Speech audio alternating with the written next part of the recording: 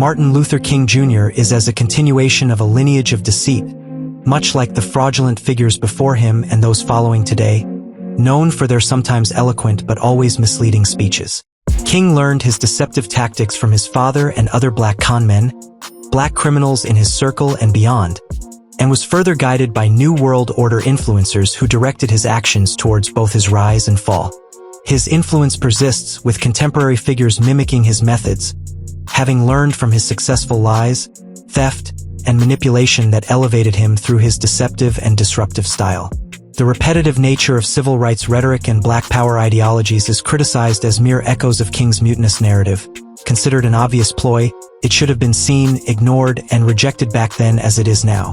With King's legacy now recognized as fraudulent and criminal, there is a call for the physical eradication of his public memorials.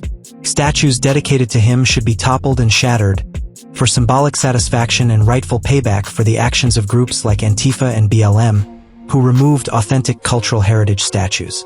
King museums are now perceived as institutions that harbor objects of refuse, preserving the false and fabricated notion of this man as a civil rights champion when, in fact, he was merely a criminal with an undeserved platform spreading a treasonous message.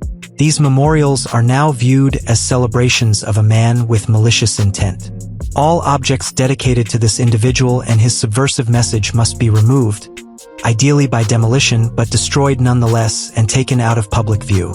At the very least, any publicly funded site displaying this clutter, related to him or this detritus cause, should cease to receive public funding, especially not with money from all other races who are compelled to finance these offensive displays that are an affront to their own existence. These structures only serve to support one group, which, ironically, is the very group causing the problems they claim to oppose, which is problematic in itself. This act would signify the rejection of what is now apparent, and should have been recognized all along as the civil rights scam. It acknowledges the past gullibility of white supporters who were misled by this anti-white agenda, inaccurately believing this false movement included them in some way.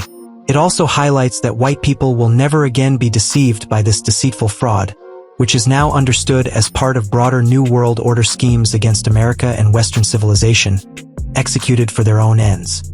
This problem community is persistently pursuing an anarchic and inexplicable goal, as King did, driven by a desire for what belongs to others, without understanding that true equality or possession of these attributes is unattainable due to fundamental differences.